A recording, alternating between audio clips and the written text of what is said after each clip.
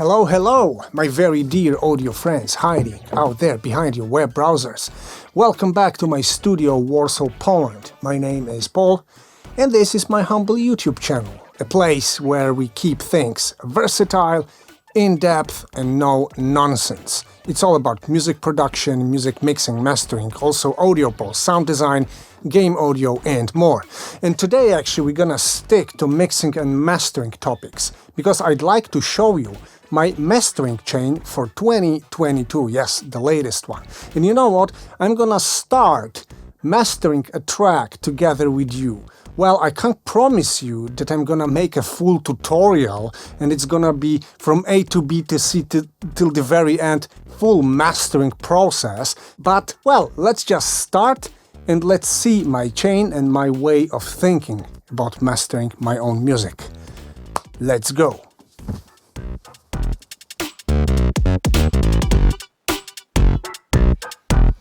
Yeah, a mastering chain, a mastering tutorial, but you will ask, hey, you're not a mastering engineer, Paul, why do you want to make a mastering tutorial? That's true, that's not what I'm doing, what I do for a living, but you know what, I do mix and master my own music, and I believe that right now my mixes and masters are kind of really credible, and I promise not to sell you some bullshit. I promise you a good sounding mix and a good sounding master, though I learn new things every day when producing, mixing, and mastering. That's also true. But anyway, let's go and let's take a look. This is my, let's say, preset chain. And what you should also know is that this chain is kind of a starting point. It's always on the move. I'm adapting it to what I actually do, so I can switch my tools on the go. I can add something up or I can throw something away, just depending on what tone I want to achieve. But let's start with just this, what we have here. And the first stage, it's always like that, is a surgical EQ. My favorite one for now is Kerhoff. It replaced Pro Q3. You're gonna find a Kerhoff video on my channel. It's right here. And let's tweak it. And when I start mastering the track that I already know, because it's my track and I know it, you know, I start with the loudest and most intense part simply, which is of course here and here. And let's play.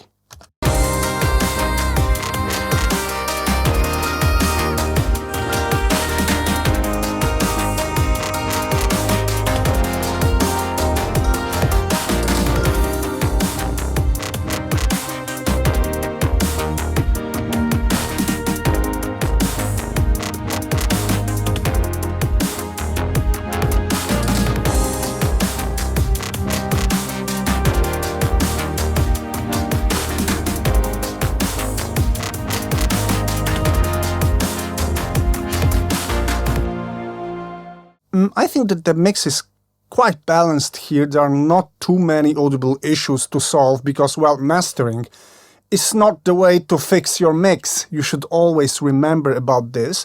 So I'm intervening just a bit, like a decibel or a decibel and a half, and I'm always subtracting, never adding up, never boosting, always cutting with my first surgical EQ. And, well, this is kind of a bass, and I'm gonna work with it more a bit right now.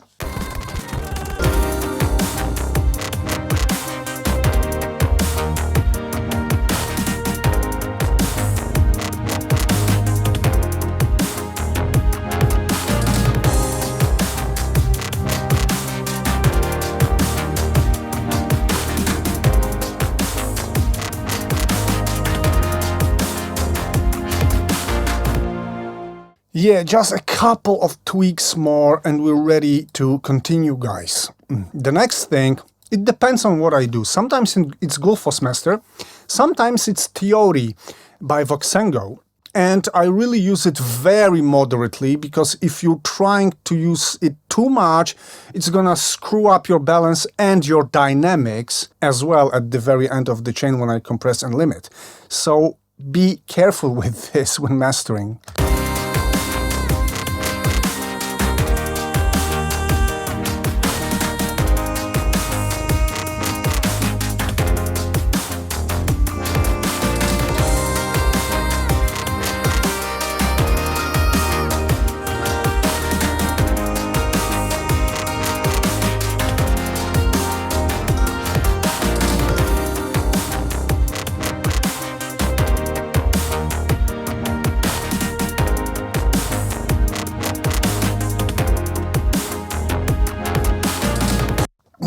Yes, that's exactly what I do sometimes. I close my eyes and I put my finger on the mouse where the bypass is, or using my Metagrid and my iPads. And I listen to it, not to be biased by looking at anything, like really the sound itself. So the effect Gullfoss is having on this is really minimal, but it adds up a bit of clarity and transparency to this mix. The next stage is my main character EQ when I'm adding frequencies up, I'm boosting. And well, it's been a long journey for me. I used to have my massive passive UAD as my favorite mastering EQ. Then it was Magenta 5 by Acoustica Audio, an amazing one. And my new favorite is actually Scarlet 4.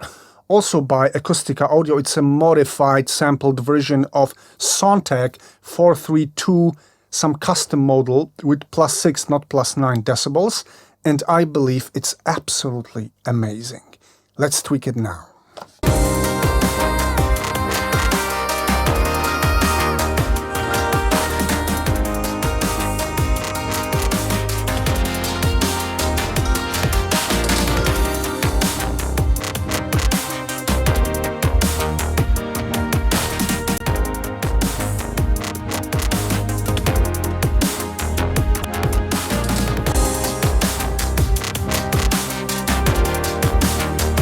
Yeah, let's say this is my initial tweak, but there's one more very important thing. Gain staging of your EQ when you're boosting, especially, because the fact that something goes louder doesn't mean it's better. You have to check your meter, so this time visually also, because it's easy to be tricked that something is better while it's simply louder. So that's what I'm gonna do now.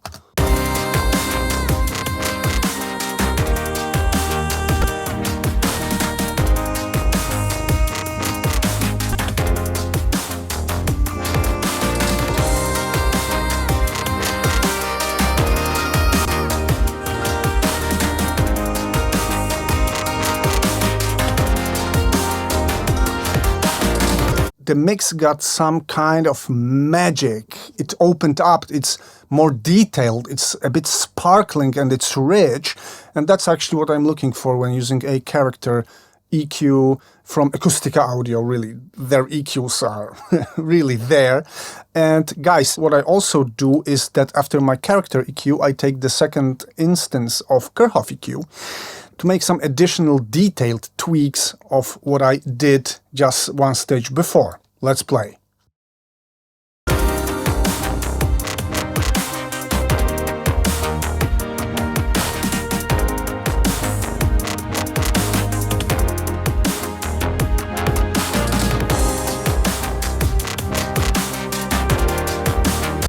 Okay, I still have a feeling that we're gonna work a bit more on the bass here. It's not rich enough yet.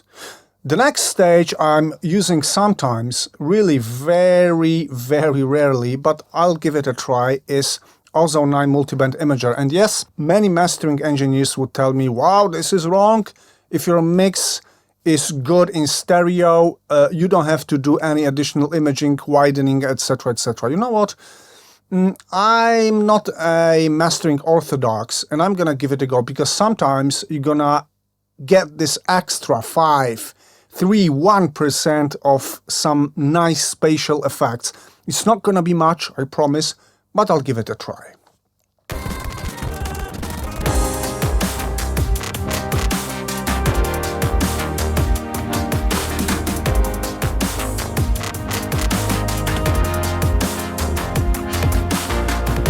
That's it, my friends, and this is usually the moment I'm also checking the whole thing.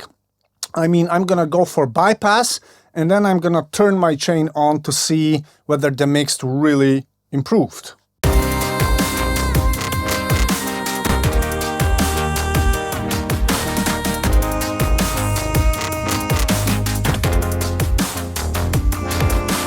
The changes are very, very minor and slight, but well, I believe this is all about mastering. It doesn't have to be radical, shouldn't be radical. If it's radical, that means probably that you have to go back to your mix.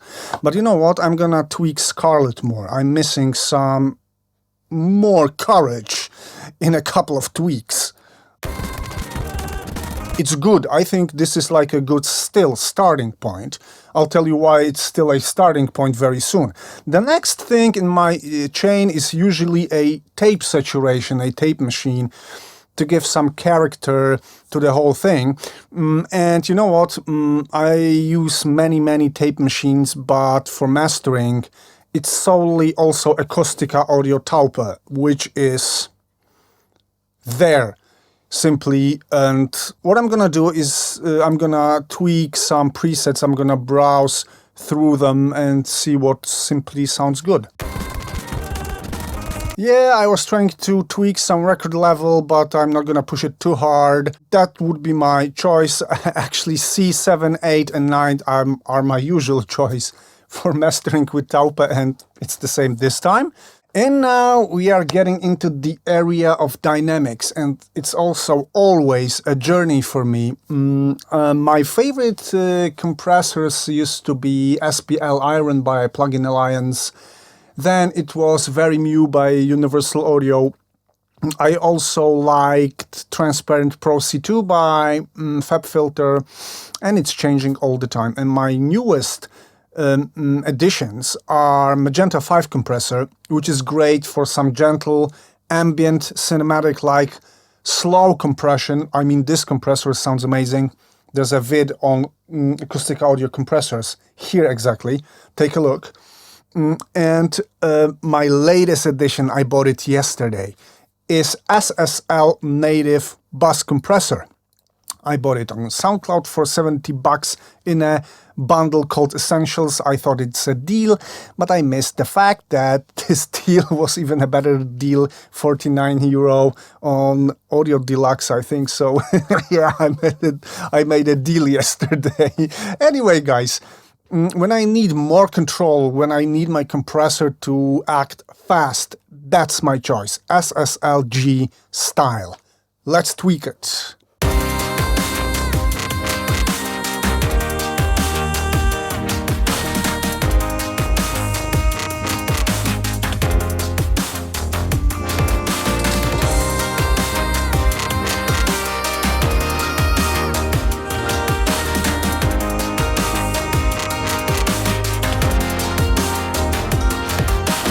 Yeah, also not a large change, notice gain staging as well. Everything was brought up front somehow. It was really glued together just a bit.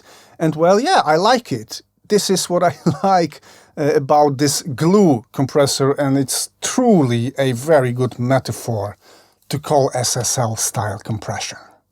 Guys, limiting. I'm using 3 limiters. DMG Audio Limitless, Pro L2 by FabFilter, and Smart Limit by Sonable. And I'm leaning towards Smart Limit recently because it's got an amazing learning utility, and it adds up parameters like saturation and balance to your master as well. And the way it's learning and proposing things to you, it's really, really good. And the saturation module of this limiter made me stop using actually Oxford Inflator. This saturation is really amazing quality. So that's what I'm gonna do now.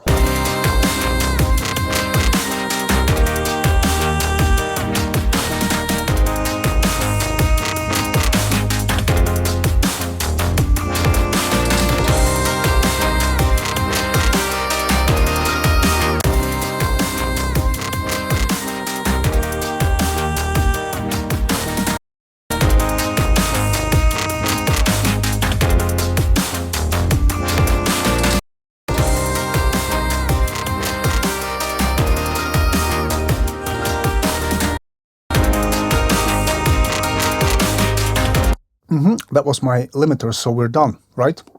No, we're not. Guys, we're somehow maybe halfway, because this is all a starting point, the first tweaks. Why? Because there's the last thing in my chain. It's adapter metric AB to actually reference something and compare my mix to tracks I really think are very well mixed and mastered. There are two of them. The first one is by Skrillex. The second one is by Infected Mushroom, and I probably should not play them for copyright reasons, but this process is going to expose all the flaws of my master and possibly also the mix. Sometimes I also get back to the mix and then remaster again. And guys, let me spend a minute with it.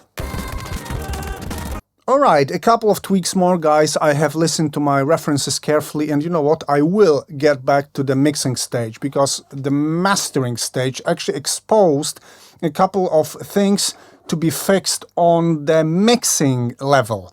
And I'm not gonna treat my master as fixing my mistakes. I'm gonna get where the problem really lies, and then I'm gonna go back to my session, because the point is that the kick is not simply present enough, and there would be more kick and bass separation needed, like a bit. I'm gonna leave this master here, and I'm gonna go back to the mix.